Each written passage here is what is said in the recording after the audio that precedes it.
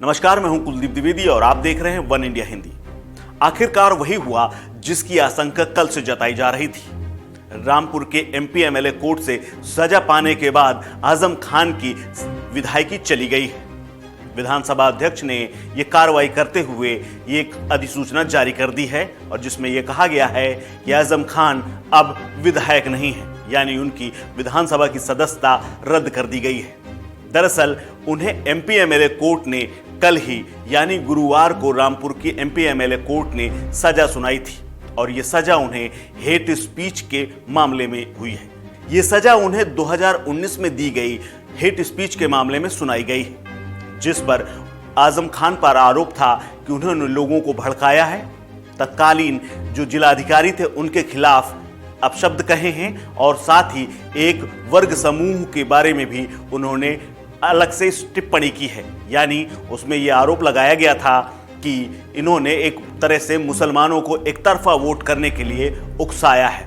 इसके अलावा अब उनके पास अगर बात की जाए कि विकल्प क्या बचते हैं, अब उनके पास विकल्प ये है कि अब वो निचली अदालत से लेकर के उच्च अदालत तक को वो जा सकते हैं। हालांकि आजम खान के लिए राहत की ये बात ये है कि उन्हें कल ही कोर्ट से जमानत मिल गई थी, सजा सुनाए जाने के कुछ ही देर बाद। हालांकि आजम खान ने यह कहा था कि वो कानून का जिस तरह से कानून ने उनके मामले में बात कही है, जिस तरह से उनके मामले को सुना है और कहा गया है, उससे वो संतुष्ट हैं और एक तरह से उन्होंने टिप्पणी की थी कि मैं उनका शुक्रगुजार हूं।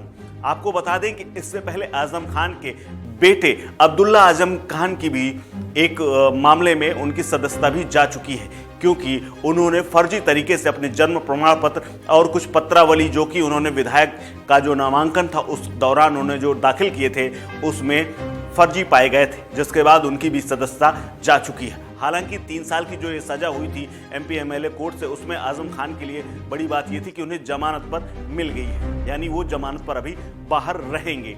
लेकिन ये पहली बार नहीं है जब आजम खान जेल जाने की नौबत तक पहुंच चुके हैं। हालांकि अभी आपको याद दिला दूं कि कुछ ही दिन पहले वो जमानत पर बाहर आए हैं, जो कि उनके ऊपर जौहर यूनिवर्सिटी जो उन्होंने रामपुर में बनवाई थी उस मामले में और उसके आसपास करीब 88 मामले उन पर दर्ज हुए थे, जिनमें से सब पर जमानत उन पर अभी मिली है और करीब सीतापुर जेल से 2 साल बाद वो बाहर आए हैं।